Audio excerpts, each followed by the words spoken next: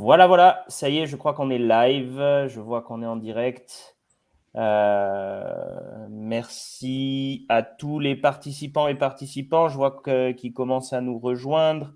Vous avez été plutôt nombreux puisque plus de 600 personnes se sont inscrites à ce webinaire. Je vous propose peut-être d'attendre 1 ou 2 minutes le temps que les gens se connectent. Et puis, on commencera ensuite à parler d'un sujet qui visiblement vous a intéressé, puisqu'on va parler d'investissement immobilier en période de hausse des taux. Donc, voilà, j'attends encore 1 minute ou 2 et on pourra se connecter. Tac, tac. Voilà.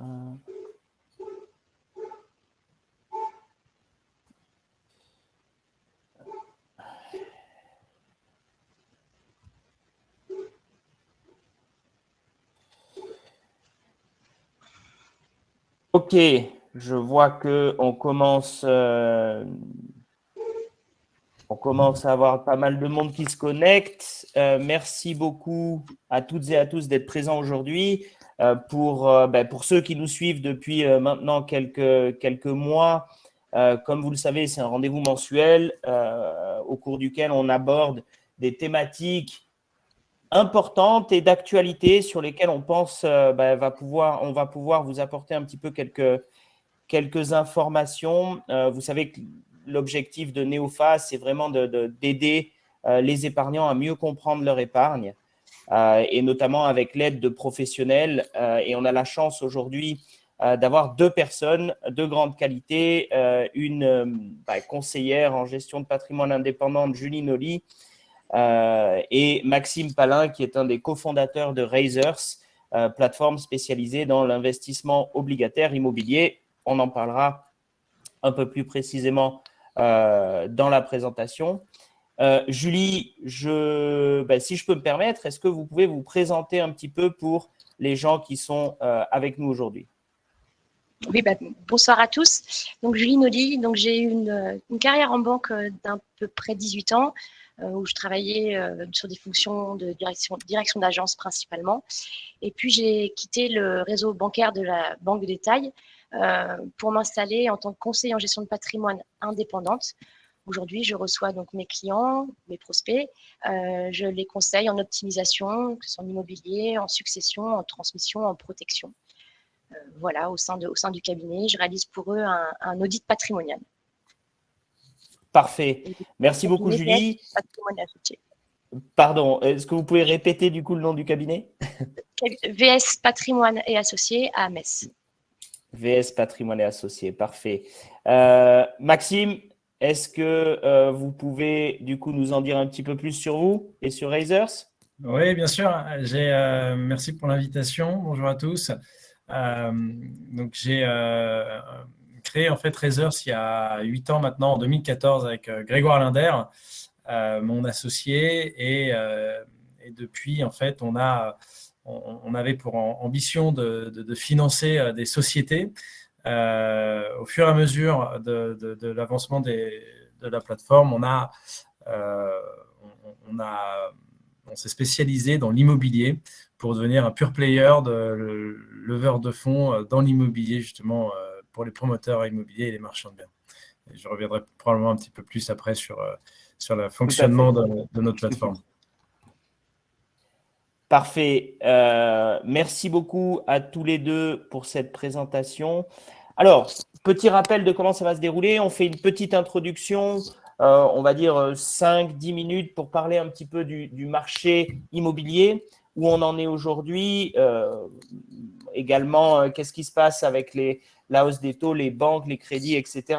On ira un petit peu plus dans le détail ensuite sur quelques options particulières qu'on pourrait utiliser pour optimiser son investissement immobilier. Et il y aura une dernière partie qui parlera de l'obligataire dans l'immobilier, ce que fait particulièrement Raisers, et particulièrement bien Raisers. Et puis, on essaiera à la fin de vous donner les clés pour réussir et pour voilà, optimiser au mieux votre investissement immobilier dans cette période de hausse des taux. Donc,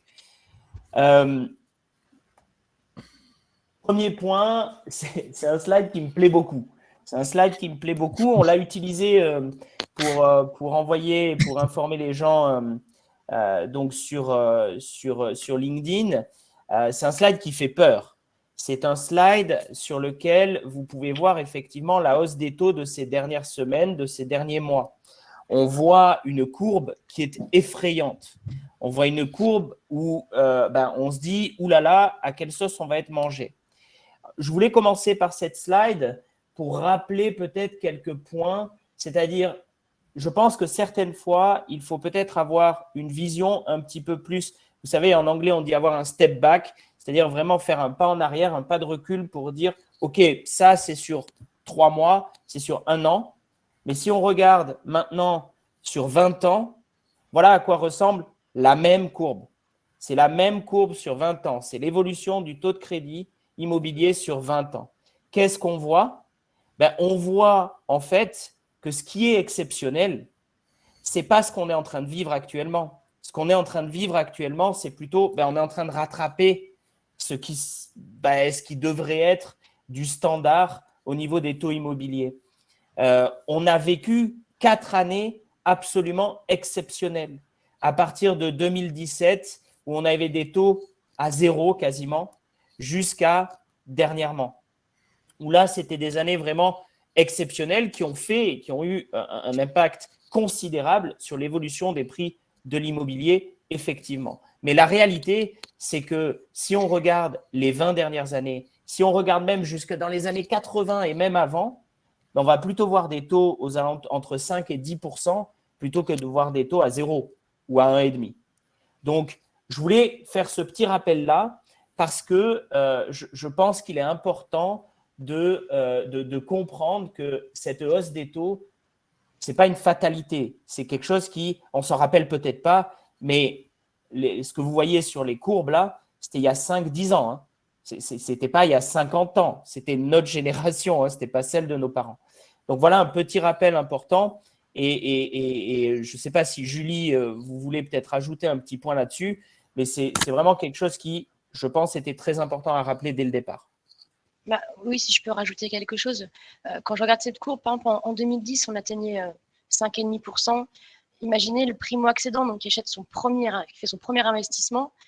Le taux avait un réel impact sur l'échéance de prêt. Aujourd'hui, quand on est à des taux encore à moins de 2%, l'impact est beaucoup plus faible par rapport à l'échéance de prêt, ce qui permet à l'emprunteur de s'endetter plus, en fait, tout simplement. C'est vrai que pour moi, aujourd'hui, ça n'a rien d'anormal par rapport à ce qu'on a vécu dans les années passées, c'est certain.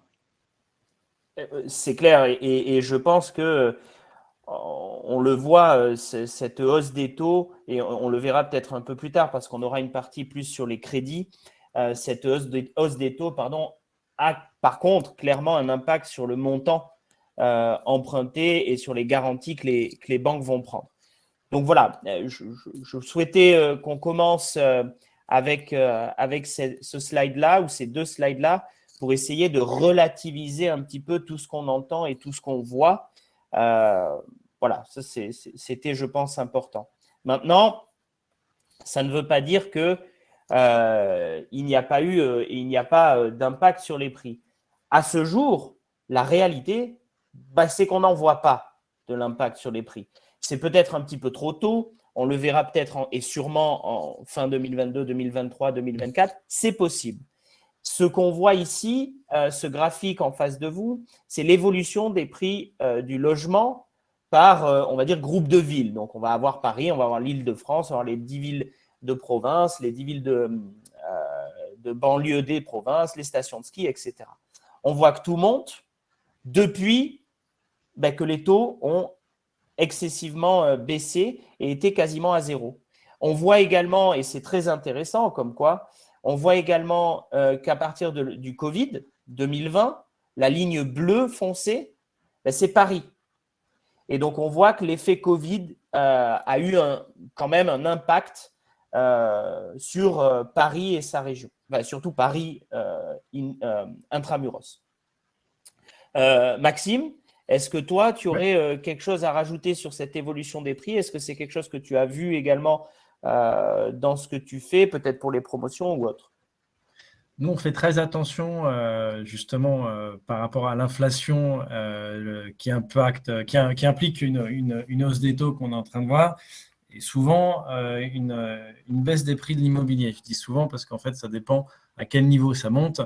Et la réalité, c'est qu'on ne sait pas encore. On peut avoir des idées, mais c'est difficile à prévoir. Cela dit, sur les prix, pour l'instant, on n'a pas vu vraiment de baisse de prix à proprement dit. Et justement, on le prévoit quand même au cas où dans justement notre manière de financer les opérations.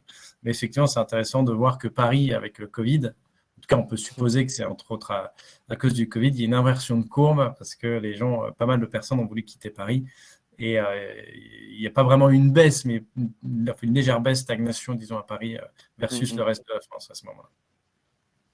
Claire.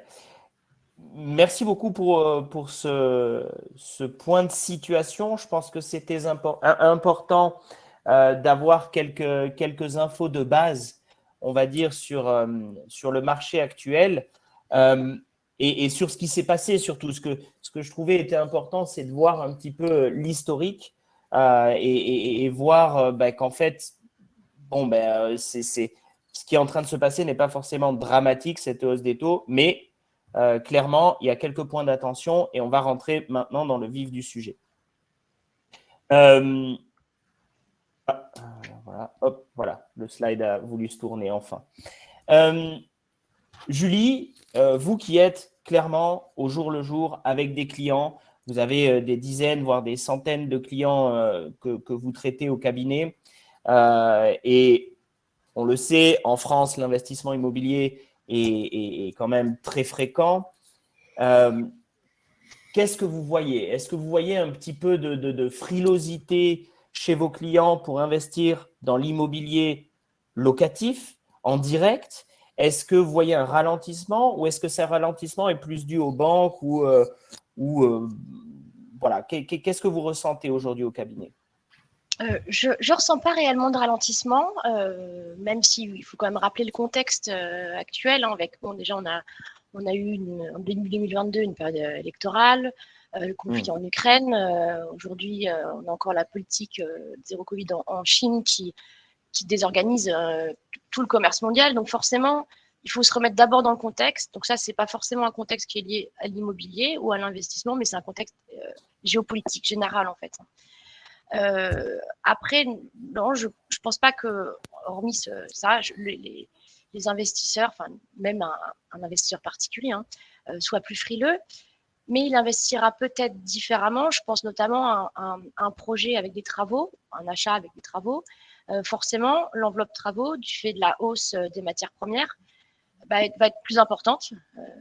Donc, les banques revoient sur des programmes avec un fort montant de travaux, revoit l'enveloppe travaux, puisque aujourd'hui, cette enveloppe est en hausse de 10 à 20% sur des acquisitions.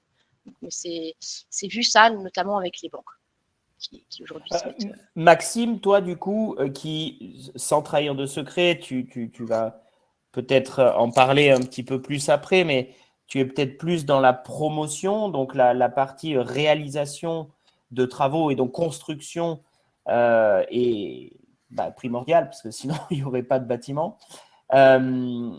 Donc, est-ce que toi, tu ressens ça aussi? C'est-à-dire que cette problématique, elle ne vient pas forcément du fait que les clients ne veulent plus investir ou qu'ils aient peur de moins avoir d'argent prêté par la banque, etc. Mais plutôt que le coût des potentiels travaux de construction ou de rénovation est devenu bien plus élevé. Alors, le coût des travaux augmente de manière certaine, et c'est très impactant pour les promoteurs ou les marchands de biens. Nous, on travaille qu'avec les professionnels qui, eux, après, vendent généralement à des particuliers.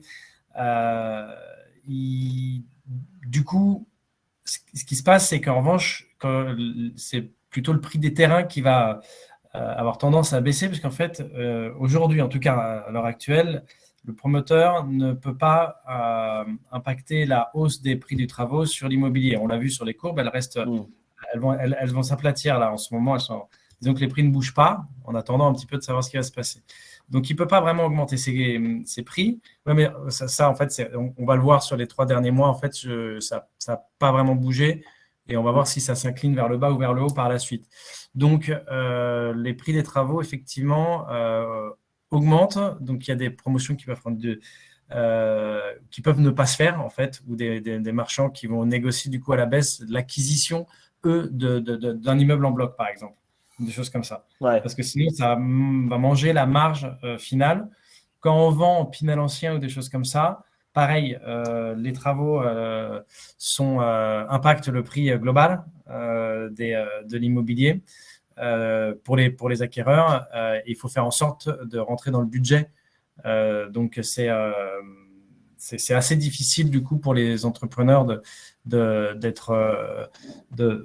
chercher énormément de marge en ce moment à cause de ça. Donc, on fait très attention à ce qui est pas beaucoup de travaux sur certaines opérations, ou alors que ça soit très maîtrisé, ou alors qu'il y ait plus de marge. Donc, c'est-à-dire que ça va être l'achat du terrain qui va être bien réalisé, par exemple. Ouais, donc est-ce qu'on peut considérer, puisque là on a sous les yeux un graphique qui nous montre le nombre de ventes de logements anciens en France sur 12 mois, on voit 12 mois glissants. Sur 12 mois 12 mois glissants. Oui. On voit qu'effectivement, donc c'est en milliers, hein, donc ça fait 1 million. Voilà. On voit effectivement qu'il y a une légère baisse à partir de fin 2021. Voire une stagnation plus qu'une baisse, on va dire. Vous pensez que c'est principalement dû à la partie travaux? Non, je ne pense pas. C'est plutôt en fait, ça, c'est une courbe particulière parce qu'on est en post-Covid et il y a eu un bouchon pour le Covid. Donc, en fait, du coup, ça, c'est tous les compromis qui ont été signés ou qui sont tombés à cause du Covid. Et en fait, là, ça fait un peu bouchon de champagne au milieu et après ça se restabilise. C'est un peu donc c'est très difficile à analyser cette courbe-là. On pourrait dire que c'est ça. Il peut peut-être y avoir d'autres éléments, mais pour moi c'est le Covid qui a fait qu'il y a eu une espèce de courbe vers le haut et éventuellement une légère baisse. Ok. Parce qu'il y a des métiers, hein, ça prend c'est entre 6 mois et 1 an. Et les gens qui avaient leur projet, qui ont fait leur projet pareil à la fin du Covid, c'est comme aujourd'hui on entend à la radio que il y a le grand départ des employés qui veulent quitter leur travail. Il y a un Français sur 6 qui veut quitter son travail. Mais en fait, c'est pas parce que, a priori, ce que disaient les experts tout à l'heure, c'est que c'est pas l'environnement, c'est post-Covid. Les gens avaient leur projet, ils sont restés pendant 2 ans, ils n'ont pas bougé. Et puis maintenant, il y a une grosse quantité de personnes qui partent. Je pense que c'est un peu la même chose. Ok.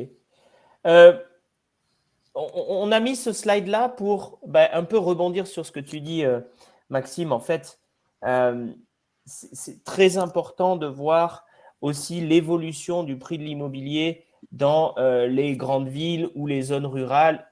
En fait, que ça soit sur 1 mois, alors à part peut-être sur Paris, mais sur 1 mois ou 6 mois, 5 ans, 10 ans, en fait, ça continue à augmenter. Donc, ça confirme ce que tu disais, Maxime, c'est-à-dire que la courbe qu'on voit là, il y a peut-être eu, comme tu dis, l'effet un peu bouchon de champagne. Il y avait des deals bloqués, puis finalement qui se sont faits, et après c'est revenu un petit peu sur un plateau. Mais la réalité, c'est que le prix de l'immobilier est en constante augmentation depuis ces 10 dernières années. Est-ce que, Julie, c'est aussi quelque chose que vous avez vu dans les deals que vous avez faits ces dernières années? Voilà, il n'y a pas eu réellement de baisse ou de stagnation ces derniers mois et ces dernières années à ce niveau-là. Non, pour moi, c'est simplement une réelle correction. C'est vrai qu'on a eu des années où forte hausse, que ce soit en France ou même en Europe. Hein. Et là, on assiste, je dirais, plutôt à une correction de l'évolution qui est tout à fait logique, qui ne m'interpelle pas plus que ça. Voilà, c'est plus un ralentissement en fait qu'une baisse. Voilà. On ralentit la hausse quoi, pour l'instant. C'est juste ça. Quoi. Okay. Stabilisation en fait plutôt. C'est ça. Alors, une question aussi très très importante avec cette hausse des taux. Et vous avez commencé à le mentionner tout à l'heure, tous les deux. et je pense que c'est important de l'aborder. Les banques. C'est-à-dire que, effectivement, quand on emprunte à 1%, on peut emprunter plus parce que ça nous coûte moins cher d'emprunter. La part des intérêts sera moins importante. Quand on emprunte à 2%, ça va nous coûter plus cher, donc on va pouvoir emprunter moins. Et ainsi de suite à 5%, 10%, 15%. J'espère qu'on n'en arrivera pas à ce niveau-là. Mais il y a déjà commencé à avoir un ralentissement des prêts accordés. Julie, je sais que dans votre historique, vous avez eu l'occasion de travailler en banque, notamment sur la partie attribution de crédit, etc. Qu'est-ce que vous pouvez nous dire à ce niveau-là? Vous avez, je crois, vous consultez des banques souvent et fréquemment pour vos clients. Qu'est-ce qu'on vous dit aujourd'hui? Quelle est la tendance actuelle? Dorénavant, les banques, au départ, c'était juste une recommandation. Mais dorénavant, les banques sont, face au dispositif du Haut Conseil de stabilité financière, sont obligées, sous peine de sanctions, de respecter plusieurs normes, notamment un endettement inférieur ou égal à 35% pour l'acquéreur, pour l'emprunteur. Ça, c'est très important puisque avant, il y avait deux ratios. C'était soit l'endettement, soit le reste à vivre. Le reste à vivre, il peut être totalement différent pour une personne, par exemple, qui gagne 10 000 euros d'une personne qui gagne 3 000 euros mensuellement. Forcément, le reste à vivre sur l'endettement de 30%, 35% n'est pas le même quand on part de 3 000 ou quand on part de 10 000 euros. Là, aujourd'hui, malheureusement, les banques doivent respecter l'endettement strictement inférieur ou égal à 35%. Et également une durée de financement inférieure à 25 ans. Donc là, c'est pas un souhait des banques, c'est un dispositif qu'elles doivent respecter et mis en place par le Haut Conseil de la stabilité financière. D'accord. Donc, il y a, on va dire, ce qui a le plus bougé ou fait bouger les banques, ça va être, en fait, ça n'a rien à voir réellement avec la hausse des taux. Ça a plus à voir, on va dire, avec les règles qui sont maintenant un petit peu plus strictes et qui demandent aujourd'hui aux banques de réellement respecter ces règles-là. C'est-à-dire le fameux 35% d'endettement. Vous pouvez nous rappeler peut-être, Julie, comment est calculé ces 35% d'endettement, également avec le reste à vivre, etc. Ou c'est secret de chacune des banques à son secret? Alors, en plus d'un établissement bancaire à un autre, ce qui est retenu pour l'endettement peut être différent, notamment aujourd'hui avec le prélèvement à la retenue à la source. Certaines banques, le prélèvement de l'impôt sur le revenu est retenu à la source. Certaines banques le retiennent, d'autres pas. En fait, l'endettement, c'est-à-dire tout ce qui est crédit immobilier plus crédit personnel, crédit consommation, ne doit pas dépasser 35% du revenu global des emprunteurs. Alors, le revenu global, il est calculé pas uniquement sur un salaire par mois, mais avec la partie bien sûr variable, avec éventuellement un 13e, un 14e mois pour certaines professions. Mais encore une fois, d'une banque à l'autre, l'endettement n'est pas forcément calculé de la même manière. D'accord. Je me permets de rebondir sur des questions que je vois arriver sur le chat. Vous savez que normalement, on fait 15 minutes de questions à la fin pour ceux qui nous suivent, mais si je vois que les questions rentrent bien dans le cadre de ce dont on est en train de parler, je me permets de sauter dessus et puis d'en parler. Peut-être plus pour Julie, cette question-là. Il y a Mathias qui nous demande, on parle de taux d'endettement à titre particulier, mais qu'en est-il quand on fait un investissement en SCI qui elle-même est à l'IS, à l'impôt sur les sociétés? Donc, est-ce que le taux d'endettement est différent? Comment on va calculer? Où est-ce qu'on va aller regarder pour trouver ce taux d'endettement en fait?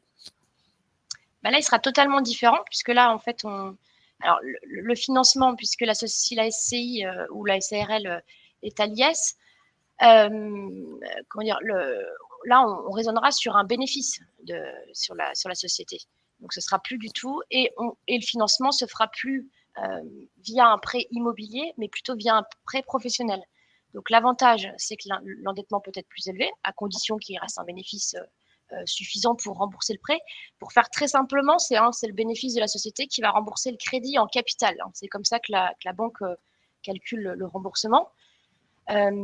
Ça, c'est l'avantage. L'inconvénient, c'est qu'on part sur un financement en société et que la durée de financement maximale est plutôt de l'ordre de 15 ans par rapport à l'immobilier hors société où on peut aller jusqu'à 25 ans. Donc, en fait, pour les SCI, si je comprends bien, parce que j'avoue que je ne suis pas forcément spécialiste, hein, donc je me réjouis d'avoir ces infos-là aussi, à titre personnel. Si je comprends bien, sur une SCI qui est à l'IS, on va traiter ça comme une société. Mais je crois que les SCI, elles peuvent être aussi impôt sur les revenus, je crois. Et dans ce cas-là, on va aller chercher les bénéficiaires économiques de la SCI et on va regarder le taux d'endettement des bénéficiaires économiques. C'est juste? Tout à fait. Des associés, en fait, qui sont souvent des associés de famille. Donc, par exemple, les parents et puis 1 ou 2 enfants. Et là, en fait, ça peut être notamment un avantage et surtout pour s'endetter plus, puisque là, on peut comptabiliser 3 ou 4 revenus pour un seul investissement, en fait. D'accord, d'accord. Je vois que ça a généré pas mal. Merci beaucoup, Julie, pour toutes ces informations précieuses et pertinentes. Je vois également qu'il y a Jean-François qui nous pose une question. En juillet 2022, est-il encore possible d'emprunter en dessous du taux d'usure lorsqu'on est âgé de plus de 55 ans? Donc, avec une délégation d'assurance qui apporte peu de gains. Si oui, dans quelle banque? Alors, les banques, peut-être, je vous invite, Jean-François, à prendre rendez-vous directement avec Julie et elle vous donnera les banques. Mais sinon, Julie, est-ce que vous pouvez répondre à cette question concernant le taux d'usure et surtout l'âge? Je pense qu'il y a les deux qui jouent là-dedans. Alors, oui. Alors, le dépassement du taux d'usure, c'est pas toujours évident. Donc, il a été revu à la baisse au 1er juillet, là, donc récemment. Je ne sais pas, quelle est la date demandée par rapport à Jean-François? C'était juillet avant 2022. Ou après? Voilà, d'accord. Juillet. Donc, voilà. Comment être en dessous du taux d'usure? Alors, dans le taux d'usure, il y a beaucoup de paramètres. Pour un financement immobilier, la banque propose un TAEG, un taux annuel effectif global. Entre dans le TAEG, notamment les frais de dossier. Et les frais de dossier sont payés le premier mois. C'est-à-dire que le TAEG, il est réel, mais que sur le premier amortissement, le premier mois. Le mois suivant, il n'y a plus de frais de dossier, donc le TAEG est plus bas. Donc, comment pouvoir baisser ce taux? En négociant avec sa banque des frais de dossier plus bas. Comme ça, le TAEG sera inférieur au taux d'usure. Ça, c'est une bonne… pour moi, c'était très clair. Maxime, clair aussi pour toi? Oui. C'est une question. Mathias, je crois que c'était Jean-François. J'espère qu'on a été clair pour vous. Et je vous invite peut-être à prendre contact directement via Neofa avec Julie pour en discuter. Je vois qu'il y a d'autres questions qui arrivent, mais il est déjà 18h30. On a prévu 1 heure et j'aimerais vraiment qu'on aborde tous les sujets. Donc, on va continuer et on reviendra sur les questions un petit peu plus tard. Ok, donc sur les banques et sur cette première partie, qu'est-ce qu'on peut dire? On peut dire que oui, il y a une hausse des taux, qu'elle est toute relative comparée à ce que les taux étaient il y a encore 5-6 ans. Donc, il n'y a pas d'urgence ou on va dire, de peur à avoir tout de suite. Aujourd'hui, est-ce qu'il y a un ralentissement sur les prix de l'immobilier? On ne le sent pas réellement. Donc, ce n'est pas encore le cas. Et peut-être une question importante, mais on y reviendra plus tard. Les banques, oui, c'est un petit peu plus dur, je pense, d'emprunter aujourd'hui parce que le coût est plus important, donc on empruntera peut-être un petit peu moins. Mais il y a toujours la possibilité d'emprunter à des taux qui, comparés à ce qu'on a vu par le passé, restent très, très attractifs. Est-ce qu'on peut dire à ce jour, pour de l'investissement locatif, est-ce qu'on peut dire à ce jour que Julie et Maxime, ça reste une période intéressante pour investir dans de l'immobilier locatif dans ce cas-là? Julie, vous en pensez quoi? Tout à fait. C'est tout à fait encore dans une période d'investissement locatif. J'ai pas de… Aujourd'hui, en tout cas, je n'ai pas de doute. Je n'ai pas malheureusement de boule de cristal par rapport au trimestre, aux années à venir. Mais en revanche, aujourd'hui, c'est tout à fait la Il y a période toujours pour de investir. belles opportunités dans le marché pour investir dans du locatif. Maxime, vous en pensez quoi? C'est- c'est- C'est pas votre En fait, spécialité, je sais, mais si, c'est sur facile cette parce partie-là, qu'on mais on navigue quand même pas mal dedans. Je serais. La problématique, en fait, disons, si quelqu'un investit dans l'immobilier locatif, je pense que dans ces cas-là, il faut investir à long terme et pas se dire j'investis à court terme. Pourquoi? Parce que comme les courbes qu'on a vues précédemment, on voit que généralement, l'immobilier, sur une période de 10 ans, votre immeuble s'apprécie. Bon, donc ça va. En revanche, si vous investissez à court terme pour 2 ou 3 ans, effectivement, on voit dans l'immobilier qu'il y a des vagues. Donc, c'est des vagues qui font que ça monte, mais il peut y avoir une baisse pendant 1 an, à 3 ans, 4 ans, 5 ans. Sur 10 ans, généralement, ça tient. Donc, je dirais, si vous investissez dans l'immobilier, faites quelque chose de patrimonial sur du long terme et donc structurez bien votre en société, en perso, etc. En fonction d'ailleurs, il y a toutes les problématiques que Julie connaît très bien sur la transmission, etc. Je dirais, il faut vraiment le voir dans un contexte très global. Voilà. parfait. Et tant que les taux sont à 2, à 2,5%, c'est comme tu le disais tout à l'heure, c'est extrêmement. Enfin, ça reste bas facialement, c'est très haut par rapport à l'année dernière, mais globalement, c'est très bas.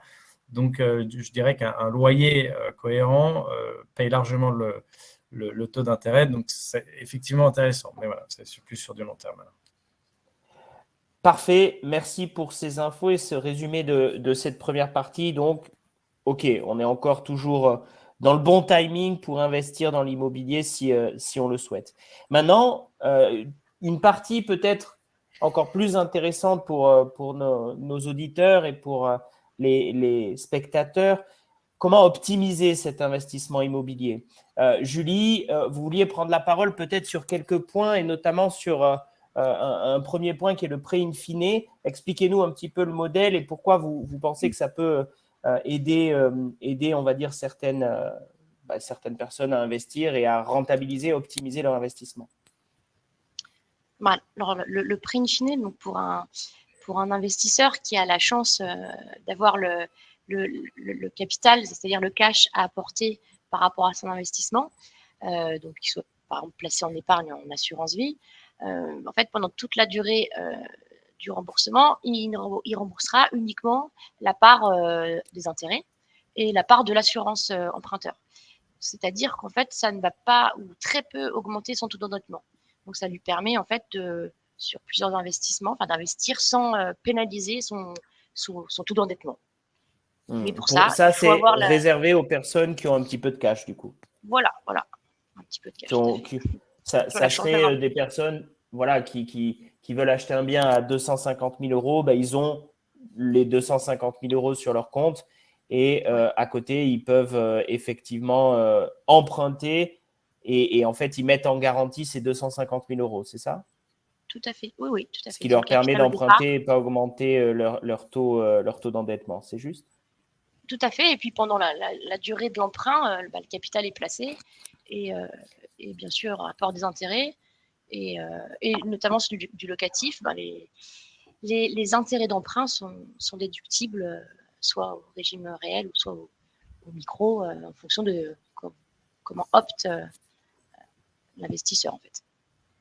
Maxime, tu voulais peut-être ajouter un point là-dessus ou pas spécifiquement? Non, nous c'est ce qu'on fait. C'est que des prêts in fine sur la plateforme, mais donc pour les professionnels. Chez les banques, en revanche, sauf erreur de ma part, le taux est plus élevé ou plus bas? C'est pas le même. Hein. Ça dépend des établissements. Réponse de Normand. Non, c'est certainement d'un établissement à l'autre. Certains le majorent un peu, mais d'autres, par rapport, si je peux me permettre, à la qualité de l'emprunteur, gardent le même taux. D'accord. Un autre point que vous vouliez mentionner peut-être, Julie également, c'est concernant l'assurance emprunteur. Donc, oui. Qu'est-ce que vous vouliez justement attirer notre attention là-dessus? Est-ce que vous pouvez nous en dire un petit peu plus? Alors, l'assurance emprunteur, notamment la loi Lemoine, donc applicable pour les prêts de moins d'1 an au 1er juin 2022 et pour les prêts de plus d'1 an qui sera applicable au 1er septembre 2022, permet en fait de changer à tout moment avec un préavis d'1 mois l'assurance emprunteur. Là, on a des chiffres sous les yeux. Je vais vous donner un exemple par rapport à un dossier que j'ai suivi, là, validé hier, sur des emprunteurs qui ont 50 ans. Le coût de leur assurance en banque sur la durée totale, 25 ans, était de l'ordre de 98 000 €. C'est très important. En passant en délégation par rapport à une étude que j'ai faite, le coût total est de 65 000 €, c'est-à-dire qu'ils divisent plus que par 2 la mensualité, la part représentante l'assurance emprunteur. Donc c'est vraiment, encore une fois, ça permet de s'endetter plus en réduisant le coût de l'assurance emprunteur sur la part d'amortissement du crédit. Voilà, ça c'est un petit truc, on va dire, qui va permettre effectivement de faire des économies et du coup de pouvoir peut-être trouver un bien qui soit coûte un petit peu plus cher, correspond mieux à nos attentes, etc. Donc c'est très important, je pense, d'avoir ce genre de choses en tête. Qu'en est-il des structures? Donc on a vu qu'on a eu des questions concernant la SCI, etc. Il y a 2 types de structures principales, je pense, qui sont utilisées en France pour investir dans l'immobilier, la SCI familiale et la SARL familiale. Qu'est-ce que vous préférez, Julie? Qu'est-ce que vous, au cabinet et auprès de vos clients, vous poussez peut-être le plus? Quels sont les avantages et inconvénients de chacune? Assez rapidement. Alors là, on est vraiment par rapport à ce que dira Maxime, on est sur de l'investissement en famille, c'est-à-dire pas d'ailleurs, elle porte le nom familial, donc c'est très clair en fait. Donc, qu'est-ce que je pousse le plus? Ça dépend de l'étude en fait. Il faut vraiment faire une étude patrimoniale qui est propre à chacun en fait. On rencontre quand même beaucoup plus de SCI familiales et comme je le disais tout à l'heure, ça permet notamment alors déjà, il y a un avantage successoral, mais il y a également un avantage, encore une fois, d'endettement, puisque par exemple, un enfant qui ne pourrait pas acquérir un bien seul, en s'associant avec ses parents, en minorant les parts de la SCI, un exemple, l'enfant peut avoir 98% des parts, le père 1%, la mère 1%. Ça lui permettra, en fait, face à la banque, face à son dossier présenté à la banque, d'avoir plus de revenus, puisque là, on retient les revenus de l'ensemble des parents et de l'enfant. Donc voilà. Et il y a également forcément un avantage successoral, mais là, c'est un autre thème. Donc clairement, une structure, si on s'entend bien avec sa famille, évidemment, mais une structure est à favoriser pour essayer d'investir, et notamment si on veut faire peut-être un peu plus qu'un investissement ou dans le temps, quoi. Est-ce que Maxime, tu vois ça également toi chez toi, ou qu'en penses-tu là-dessus? C'est hyper variable, effectivement. Toutes les structures peuvent avoir un intérêt. Les variables qui vont entrer en ligne de compte sont le patrimoine global que vous voulez investir, le nombre de dossiers dans lesquels vous voulez investir, quand et comment vous voulez faire votre transmission. Il y a tout un tas de choses parce que qui sont à prendre en compte, notamment quand si vous êtes en SARL, que vous devez vendre un actif et liquider, il va y avoir des impôts sur les sociétés versus des impôts sur les plus-values. Voilà, il faut faire les calculs en amont. Ça peut coûter cher à la fin de mal se brancher au début. Effectivement, je pense que là-dessus, il faut vraiment être accompagné par des pros, des CGP et des gens comme ça qui savent faire ça, parce que c'est un peu une réponse de Normand, mais la réalité, c'est que c'est vraiment à la carte. Ça dépend vraiment de ce qu'il veut faire. C'est vraiment, on va dire, particulier à chaque profil. Et c'est pour ça, ça tombe bien. Je vous invite à venir sur Neofa pour trouver le CGP qui va pouvoir vous aider. Parce qu'après, il faut savoir qu'il y a la SCI. Il y a la SCI, il y a l'IR, la SCI, il y a l'IS. À l'IS, on peut ou pas amortir son bien. Donc, c'est génial parce que vous n'avez pas payé d'IS pendant 20 ans ou 30 ans. Et quand vous vendez le bien, c'est la plus-value sur la totalité de ce qui est amorti, c'est-à-dire généralement la totalité du bien. Donc, c'est des sommes qui sont absolument énormes, en fait, à la fin. Sur un bien de 500 000 euros, vous allez payer 200 000 euros d'impôts, ou un petit peu moins. Donc, voilà, il faut vraiment bien faut être bien accompagné dès le départ, parce que les erreurs coûtent cher sur ce type de choses. Ok, donc ça, très important. Structure, oui, peut-être, mais propre à chacun. Et prendre conseil avec un professionnel pour ça. Si vous, ouais. Peut-être, bon, les SCPI, donc on a pour cette troisième partie parlé un petit peu d'investir autrement dans l'immobilier. Alors les SCPI, on a fait un webinaire là-dessus. Peut-être, Julie, vous pouvez en toucher 2 mots sur ce que c'est. Bon, la pierre papier, je crois que la plupart des gens connaissent désormais, mais peut-être vous pouvez en toucher 2 mots. Est-ce que vous, quels sont les avantages, les inconvénients? Est-ce que vous aimez ce genre d'investissement chez vous et pourquoi? Moi, j'aime beaucoup les SCPI parce que d'abord, ça permet d'acquérir des sommes plus modestes d'immobilier, de diversifier l'achat immobilier dans différents biens, bien sûr de percevoir des revenus liés à la possession du patrimoine immobilier. Qu'est-ce que je voulais ajouter? Et l'acquisition de SCPI peut se faire en direct, et là on parle de marché primaire, ou alors également via de l'assurance vie. Donc après là c'est pareil, la solution se trouve dans une étude par rapport à la position derrière, puisque si c'est en direct, c'est considéré comme de l'immobilier.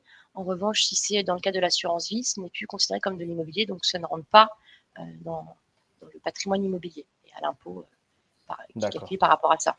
Voilà. Donc, ça reste un moyen, peut-être même, ce que je retenais, Margot vous a mis dans le chat un lien vers notre webinaire SCPI. Maxime, corrige-moi si je me trompe, mais ça reste un moyen hyper simple de rentrer avec des montants assez bas pour commencer à se construire un petit patrimoine immobilier. C'est ça, en fait. C'est l'immense avantage de la SCPI, et je suis complètement d'accord. Le patrimoine bas, d'accord, mais en réalité, il y a encore l'argument majeur, c'est qu'il n'y a rien à faire. Acheter un appartement locatif, c'est long, c'est du travail, en fait. Hein, vraiment, ça prend du temps. Et il y en a qui adorent ça, il y en a qui aiment moins. La SCPI, c'est un coup de fil au banquier. Et puis voilà. Et vous n'avez pas forcément. Dans la journée. Et voilà. Il n'y a rien à faire. Il y a 3 documents à signer et c'est ça. Julie, je pense que vous serez assez alignée aussi avec ça. Ah oui, c'est très, très, très rapide. Et puis même à la revente, c'est simplifié. Le montant minimum, peut-être pour la SCPI, ça dépend, je crois, des SCPI, mais ça peut descendre à quoi? 1 000 euros, 500 euros? Quelques dizaines d'euros. Ah, ok. Bon, il y a des plateformes en ligne qui permettent de le faire à des tout petits montants. Parfait. Julie, vous vouliez dire quelques mots à propos du démembrement de propriété. Moi, c'est quelque chose que j'ai souvent entendu, mais j'avoue que je ne maîtrise pas bien. Alors, est-ce que vous pouvez peut-être me donner quelques exemples ou un exemple de, OK, le démembrement, c'est quoi? Comment on le fait? Et qu'est-ce que ça nous rapporte, en fait? D'accord. Alors, le démembrement, déjà, donc on parle de propriétaire, donc d'une propriété. Et en fait, en droit, ça s'appelle la pleine propriété. Et la pleine propriété, c'est l'addition de l'usufruit et de la nue propriété, donc de l'usufruitier et du nu propriétaire. Quand je propose à mes clients d'investir en démembrement, je leur propose dans un premier temps d'être nu propriétaire du bien, c'est-à-dire qu'ils vont acheter un bien, enfin la part uniquement nu propriétaire, avec une décote pouvant aller jusqu'à 40%. Pendant cette phase de nu propriétaire, ils ne bénéficient pas de revenus sur le bien. En revanche, ils peuvent quand même déduire les charges liées, notamment s'il y a un prêt derrière, ou les charges liées au bien. Et puis, il y a un terme par rapport au démembrement qui est fixé à la signature de l'acquisition, où là, ils deviennent plein propriétaires, donc ils ont la pleine propriété du bien, alors que le bien était acheté ou acquis au départ 80 à 60% de la valeur, ou mieux 60% de la valeur totale du bien. Donc ça permet en fait d'acheter moins cher au départ, à condition de ne pas avoir besoin de revenus complémentaires tout de suite. Par exemple, 15 ans avant la retraite. Bien sûr, ça se finance via un prêt. Et puis, au terme, l'acquéreur récupère la pleine propriété pour un prix d'achat qu'il a obtenu au départ bien plus faible. Et comment ça se passe? Quel est l'avantage pour le vendeur, en fait? C'est que le vendeur, il touche déjà une partie de son argent tout de suite et il peut garder du coup des revenus potentiellement complémentaires pendant toute la durée du démembrement, c'est ça? Voilà, oui, le vendeur, en fait, qui au départ l'usufruitier, admettons, Nicolas, vous achetez en nue propriété. Donc, en face, vous avez un usufruitier, donc un bailleur professionnel, qui va, pendant toute la durée où vous ne détenez que la nue propriété, lui va percevoir des loyers. Les revenus. Des revenus, voilà, des revenus. Et en fait, c'est le fait de percevoir ces revenus qui va nous permettre d'acheter à la fin le bien à une décote de 20-30% au total. C'est ça? Tout à fait. En fait, ce qui se passe, c'est qu'en fait… C'est que le vendeur perçoit ses revenus pendant un temps. Ouais. Voilà, mais l'usufruit s'éteint pour devenir une pleine propriété. Donc, c'est fixé au préalable sur une durée. D'accord. Maxime, tu voulais ajouter quelque chose là-dessus? C'est vrai que c'est des choses qu'on regarde aussi à financer, effectivement, et c'est assez intéressant. Faut juste voir la différence, en fait. Est-ce que c'est intéressant d'acheter à 60% du prix aujourd'hui sans percevoir de loyer pendant 15 ans versus acheter la même chose à 100% avec les loyers? Il faut faire son petit tableau et voir à la fin, lequel a gagné, en fait, tout simplement. Ouais. C'est toujours les méthodes les plus simples. Avec une estimation de revente à terme, avec peut-être une plus-value, parce qu'en fait, quand vous achetez quelque chose à 60% aujourd'hui, il en coûtera 120, donc il va doubler dans les 15 ans, on peut le supposer en tout cas. Donc voilà, est-ce qu'avec des loyers de 5%, vous doublez ou pas? Je vous laisse au tableur Excel. Parfait. Merci pour ces informations à tous les deux. Maintenant, une partie importante de notre webinaire, on est un petit peu en retard, mais on va quand même prendre une bonne dizaine de minutes pour parler de ça parce que je pense que ça va être très intéressant. Ça l'était aussi, hein, mais tout à l'heure, évidemment. Mais il y a une partie sur l'obligataire qui est peut-être un petit peu moins connu, si je peux me permettre, que l'investissement locatif direct. Oui, et c'est exactement ce que tu fais avec Razors. Maxime, c'est quoi Razors en fait? C'est quoi le crowdfunding immobilier? C'est quoi l'obligataire immobilier? Explique-nous un peu. Alors, nous, notre travail, c'est de financer des professionnels de l'immobilier. Donc, c'est des opérateurs immobiliers. Et donc, il y a deux grandes familles dans les opérateurs. Il y a les marchands de biens et les promoteurs immobiliers.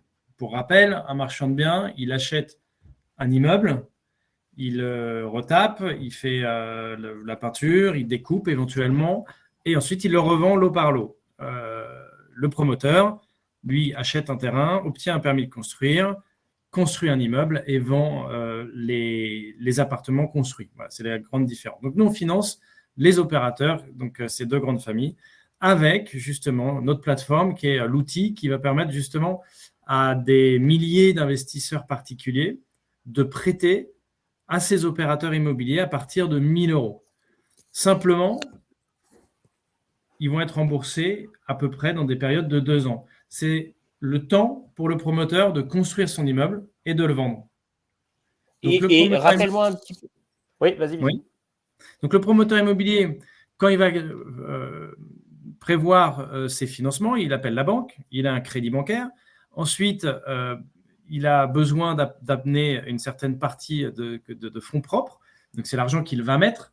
C'est exactement comme les appartements que vous pouvez acheter à titre personnel. C'est les apports dont on parlait, les fameux apports dont on parlait. Et bien, nous, Razors, on va intervenir sur ces apports-là. Donc, on va intervenir peut-être sur 15% du financement global. C'est la raison pour laquelle le promoteur est OK pour payer des taux d'intérêt de l'ordre de 10% par an sur cette toute petite part, parce que c'est la petite part qui lui permet de faire son opération, ou c'est la petite part qui lui permet de ne pas mettre les fonds propres supplémentaires pour en faire une deuxième, par exemple. Vous voyez ? Donc, en fait, on va augmenter son levier pour qu'il puisse réaliser ses projets, peut-être évoluer plus vite dans la croissance de sa société. Ouais, en fait, sur un projet peut-être à 3 millions, par exemple, il va peut-être amener, je ne sais pas, 500 000 ou 1 million de fonds propres. Il va emprunter 1 million ou 1,5 million. Et toi, tu vas agir peut-être sur les 500 000 qui restent ou sur le million qui reste, qui représente une part peut-être, enfin sur les 500 000 qui restent, qui représente une part assez négligeable pour lui, et il est prêt à donner du coup des intérêts un petit peu plus importants pour lui éviter une tracasserie, on va dire que ce soit de trouver les fonds lui-même ou même d'emprunter ou quoi que ce soit. Au-delà de ça, s'il n'a pas l'argent, c'est simple, il fait pas l'opération. Ouais. Donc, alors que les 500 000 sur 3 millions va lui coûter 120 130 000 euros au total de frais, plus etc.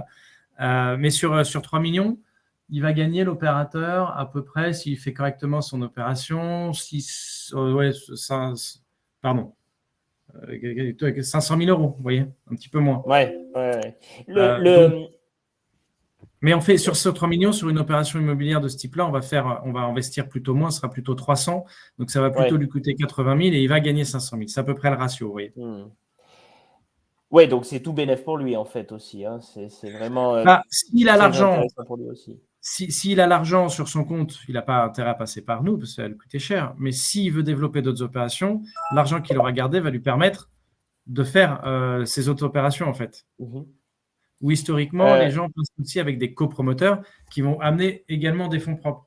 Mais en fait, ces gens-là vont être rémunérés sur la marge de l'opération, c'est-à-dire des montants bien supérieurs aux 10%. C'est plutôt 25%. Est-ce que, Maxime, tu peux nous donner quelques chiffres de Raisers, le nombre de projets que vous avez fait, le type de projet, la taille, combien vous financez, en combien de temps et les pourcentages, là, on voit 10%, enfin, ça fait rêver. Est-ce que tu peux nous en dire un petit peu plus ? Nous, on a financé 250 opérations, ou même plus maintenant, 280 opérations, je dirais, sur ces 4-5 dernières années. Ce qui représente un montant global de, il faut que je refasse ces calculs, mais on doit être à bientôt 300 millions d'euros financés. Depuis le début de l'année, on est à 80 millions, par exemple. Ouais. Donc, 80 millions donc, qui sont rémunérés, qui vont être rémunérés à peu près à 10% par an pendant 24 mois. C'est même 21 mois pour être précis à la moyenne des échéances qu'on réalise. On n'a jamais eu de perte en capital à ce stade, hein, sur les 250 opérations. Je crois qu'il y en a 70 déjà qui ont été remboursés. Voilà. Donc ça, c'est un petit peu les métriques. Et donc, parce qu'on est prudent aussi, on essaie d'être prudent sur les opérations qu'on finance, c'est-à-dire financer, laisser quand même une part de fonds propres de l'opérateur et qui permettent de faire le ressort si jamais il y avait, par exemple, une baisse du marché immobilier. Et justement, tu parlais des risques et de ce que vous faites, à quel point vous êtes prudent, etc. Est-ce que tu peux nous en dire un petit peu plus ? Quels sont les risques clairement ? Puisque c'est une obligation. Donc, une obligation, je le rappelle, pour faire simple, c'est qu'il y a des gens qui, donc nous, on prête de l'argent aux promoteurs. Donc, le risque, c'est qu'ils ne nous rendent pas cet argent. Donc, oui. Est-ce que tu peux nous en dire un petit peu plus sur ces risques et ensuite, quelles sont les garanties que Raisers apporte là-dessus ? Absolument. C'est fondamental de bien comprendre les risques et d'investir d'une certaine manière. Je reviendrai là-dessus juste après. Donc, il y a le risque d'illiquidité. La première chose, c'est ça. C'est-à-dire que vous pouvez acheter une obligation sur notre plateforme, vous pourrez difficilement la revendre pendant la période de 2 ans. Donc, il faut savoir que vous risquez d'être bloqué pendant cette période-là. Donc, ça, c'est l'illiquidité. Ensuite, le risque de perte en capital. C'est-à-dire que si l'opérateur fait faillite, ça ne veut pas forcément dire que vous allez perdre de l'argent, parce que je reviendrai sur les garanties après, mais il y a quand même un risque de perte en capital sur les opérations que l'on va financer, qui est soit totale ou partielle. Ça peut arriver dans certaines circonstances. Tout simplement, si on investit 1 million sur une opération et où on a tout financé, par exemple, pour faire très simple, et que l'opération devait être vendue 1,5 million et qu'elle est vendue 900 000 euros, on peut supposer qu'on aura 100 000 euros de perte. C'est-à-dire qu'on se sera trompé dans la valeur future du bien. On serait trompé d'1,5 million à 900 000. À ce stade, on n'est pas arrivé là. Mais ça, c'est un des risques. Voilà. Ensuite, il y a le risque fiscal. Effectivement, fiscalement, aujourd'hui en France, vous avez flat tax quand vous investissez. C'est-à-dire que quand on vous verse un coupon, on appelle ça un coupon, les intérêts, de 10%, nous, en fait, on en garde 3 pour les envoyer aux impôts. Vous recevez sur votre compte 7%, mais il n'y a plus de fiscalité dessus. Donc ça, c'est fondamental. Et du coup, pour vous, c'est très simple parce qu'on s'occupe de ça. Ensuite, il y a le risque d'inflation. Alors, là-dessus, c'est plutôt ce qu'on appelle un spread, un écart entre le taux de la banque, qui était à très peu jusqu'ici, qui n'est pas très fort encore. Mais si jamais le taux de la banque augmente de manière très forte, imaginons 7%, finalement, vous allez toucher 10% contre 7%. Donc, en fait, l'intérêt de notre obligation à 10 est un peu moins intéressant. Donc, dans ces cas-là, peut-être qu'on va augmenter nos taux. Et le risque d'inflation, comme on le disait tout à l'heure, apporte un risque d'augmentation des taux hypothécaires qui, eux, peuvent, s'ils sont très importants, impliquer une baisse momentanée de l'immobilier. Mais si le promoteur doit vendre absolument au moment où ça baisse, du coup, on pourra imaginer que ça va arriver sur la marge du promoteur. Donc, ça, ce sont les risques majeurs. Et donc, quelles sont les garanties que Razer s'apporte pour contrer ces risques et s'assurer que, comme vous avez réussi à faire jusqu'à présent, s'assurer que vous n'ayez pas de promoteur qui part en faillite ou qui ne rembourse pas ou qui ne paye pas les intérêts, etc. La plupart du temps, sur les marchands de biens, on finance maintenant 60%, je dirais, de marchands de biens. On est le seul financeur. Pourquoi ? Parce que les banques financent un peu moins les marchands, parce que c'est des opérations plus courtes qui sont probablement un peu moins rentables, parce que c'est tout un bazar de financer un dossier dans une banque. Donc, nous, on va financer, et souvent, c'est des opérations, pour les avoir, le promoteur ou le marchand de biens, doit signer sans condition et très, très, très vite. Donc, on est quasiment les seuls, ou le seul type d'investisseur qui peut, en fait, en un mois, délivrer, on va dire, des sommes qui vont jusqu'à 8 millions d'euros. C'est le seuil réglementaire qu'on fait. Donc, on fait des opérations à partir de 500 000 euros jusqu'à 8 millions. Enfin, 300 000 jusqu'à 8 millions. Donc, quand on est le seul financeur sur ces opérations-là, qui vont tourner très vite, donc finalement, le taux de 10% est moins impactant parce que ça tourne très vite, on va prendre l'hypothèque de premier rang comme le ferait une banque, tout simplement. Donc, quand bien même l'opérateur ferait faillite, on a quand même l'actif qui vaut quelque chose. Donc, si je finance un actif de 2 millions et que j'investis 1,3 million, par exemple… il ne va pas valoir 0. S'il vaut 1,4 million, je suis même payé. Vous voyez, donc je ne perds pas d'argent. Il faudrait qu'il baisse de 30, 40, 50% en fonction du montant qu'on a prêté pour perdre de l'argent. Nous, depuis qu'il y a l'inflation, en réalité, ce n'est pas depuis l'Ukraine, c'est fait depuis la fin du Covid, parce qu'il y avait beaucoup de matières premières qui étaient restées coincées, avec le canal de Suez en plus. Ça fait plus d'1 an que nous, on a pris des mesures pour financer moins par opération, au cas où s'il y avait une baisse de l'immobilier. Je dis au cas où, parce qu'elle peut arriver, elle peut ne pas arriver. Donc, et la plupart du temps, on est couvert par cette hypothèque ou cette fiducie. C'est une super garantie, la fiducie. C'est très, très puissant parce que dans toutes nos opérations, les opérations sont encapsulées dans une société. Au lieu de prendre la garantie sur l'actif avec l'hypothèque, je vais prendre la garantie sur les parts de la société. Et ce qui est bien avec la fiducie, c'est que ça va très loin. C'est-à-dire que je vais transférer les parts du promoteur, la totalité de son actionnariat, chez une tierce personne qui est un avocat fiduciaire. Et lui va, en fonction du contrat qu'on a, c'est-à-dire si je suis remboursé, il rend les parts au promoteur. Si je ne suis pas remboursé, j'ai la société, donc je peux procéder à la vente du bien immédiatement, sans passer devant le juge. Donc, et la caution personnelle, je pense que ça, c'est juste, chaque personne qui emprunte vont juste signer une caution personnelle sur leur propre patrimoine, c'est ça ? Oui, alors la réalité de la caution personnelle, c'est que de temps en temps, ça couvre l'opération, de temps en temps, ça ne le couvre pas. C'est pour ça qu'on va cumuler plusieurs garanties. On va cumuler, par exemple, une fiducie sûreté plus une caution personnelle s'il devait rester un reliquat à la fin. Voilà. Mais D'accord. quand on a des garanties hypothécaires ou fiduciaires, la probabilité de perdre la totalité, il faudrait que l'immeuble explose en fait. Donc, les Et garanties soient... la garantie à première demande? C'est une garantie, c'est comme une caution personnelle, mais d'une autre société, d'une personne morale, tout D'accord. simplement. D'accord. Voilà. Donc, Maxime, je vois qu'il y très a… important quand même, je vais revenir un tout petit peu pour Oui. les risques et pour quand vous faites des investissements comme ça, il y a un truc qui est hyper important, c'est vraiment de diversifier le risque et d'investir un certain nombre de lignes. Pareil, nous, on conseille d'en investir minimum 10, voire 20 si vous pouvez. Vous mettez le ticket minimum, vous investissez 20 fois, parce que quand bien même on a des beaux résultats, il n'est pas impossible que sur 1000 opérations financées, il y en ait une qui se passe moins bien. Et ben, si vous êtes dessus, c'est pas de bol, sauf si vous avez 30, 40, 50 opérations. Et vu que c'est très facile, je pense que c'est vraiment un conseil de vraiment diversifier les investissements au maximum sur les plateformes telles que la nôtre. Donc, merci à tous les deux pour toutes Le ces minimum, c'est 1000 informations. €, pardon, je te dis, il y a une question. J'allais y venir. On a beaucoup de questions qui sont posées à propos de Razers et de Maxime. Alors, je veux juste faire un petit résumé. Il est déjà 19h, on est en retard cette fois, je suis vraiment désolé. Donc, petit résumé. Donc, il est encore temps d'investir dans l'immobilier. Les taux, oui, remontent, mais ne sont pas encore complètement revenus à des niveaux qui devraient être leur standard plus que ce que ça ne l'était avant. Il n'y a pas réellement de baisse aujourd'hui sur le marché immobilier, ça ralentit peut-être un petit peu.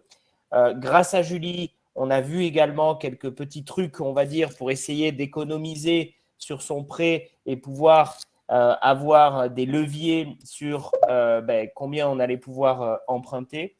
Le démembrement est alors la structure peut être une option, mais le démembrement est aussi une solution intéressante pour optimiser ses achats immobiliers peut-être à moindre frais.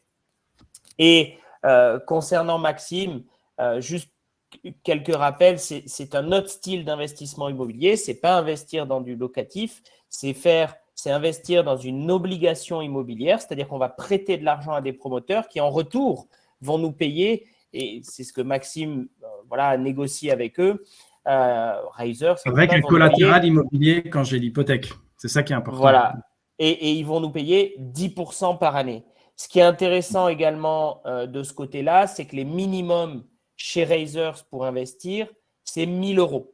1000 € par projet. Et alors, vous savez que d'habitude, on ne fait pas ça parce que ce n'est pas trop notre style de faire des webinaires un petit peu commerciaux. Et ce n'est pas forcément l'idée. Mais je trouvais important de voir que, Maxime, si vous rejoignez Razers aujourd'hui et que vous investissez le minimum, donc 1000 € ou plus, soit dit en passant, au sein d'un des projets, vous utilisez ce code de promotion et vous avez déjà 100 € qui seront recrédités sur votre compte.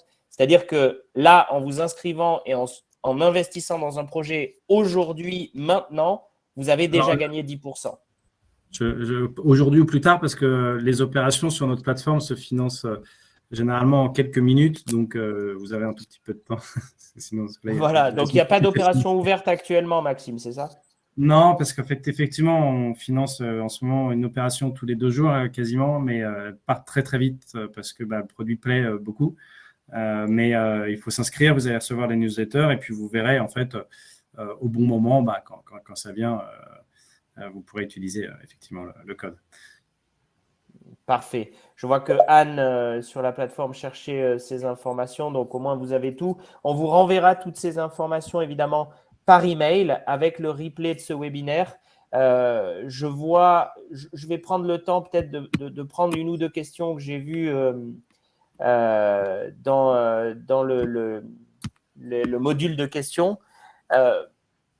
Donc, Julie, il y a une question de Clément qui nous demande au final, quel est l'avantage du démembrement par rapport au fait d'acheter 100% et d'avoir les revenus locatifs pendant cette période? Est-ce que vous arrivez à chiffrer ou est-ce que ça dépend du bien ou qu'est-ce que vous pouvez nous dire là-dessus?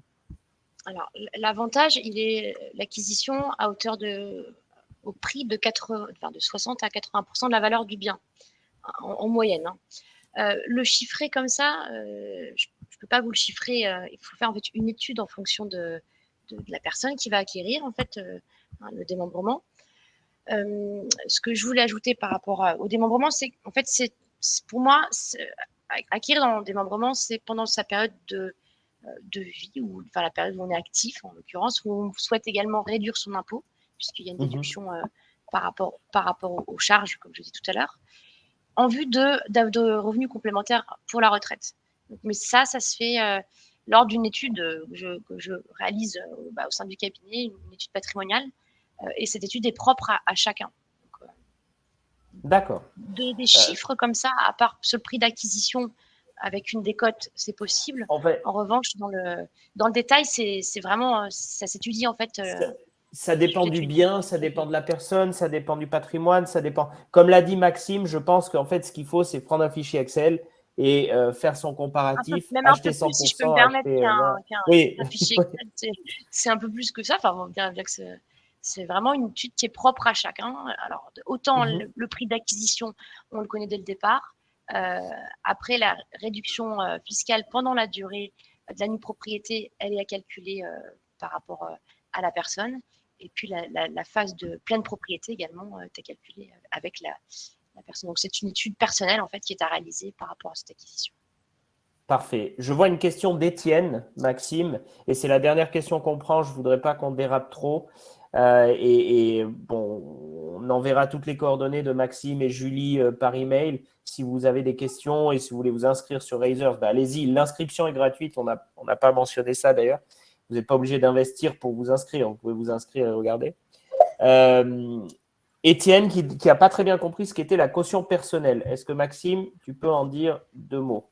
Oui, on prend les cautions personnelles de 2 manières différentes.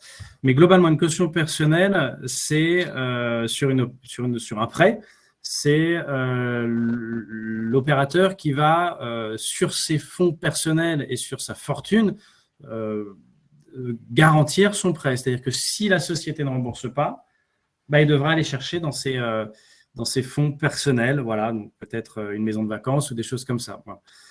Ou ses placements pour rembourser la dette. Et elle peut être prise de 2 manières, ou de manière traditionnelle comme on le fait avec les banques, où on écrit tout un pavé pour justement que la caution soit prise, ou devant notaire, ce qui a certains avantages en fait.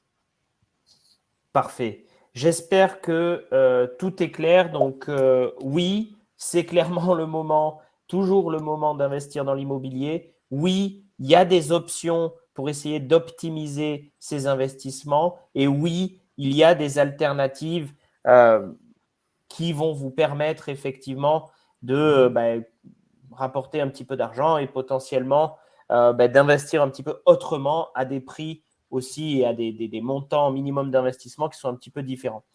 Merci. Je veux juste rajouter une chose assez capitale, c'est que l'investissement, que ce soit sur Raizers ou d'autres, ça reste des investissements qui sont risqués. Renseignez-vous bien avant de le faire et n'investissez pas tout votre capital dans un produit et généralement vraiment diversifier un maximum. C'est généralement la clé du succès pour l'investisseur. Merci beaucoup, Maxime, pour ces paroles effectivement extrêmement importantes. Merci à toutes et à tous de nous avoir suivis.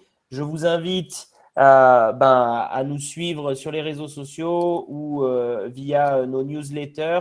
Je vous invite à vous inscrire chez Raizers ou à aller voir Julie si vous avez des questions sur votre patrimoine, la structuration via Neofa. N'hésitez pas, c'est fait pour ça. Margot vous a transmis les coordonnées directement via le chat.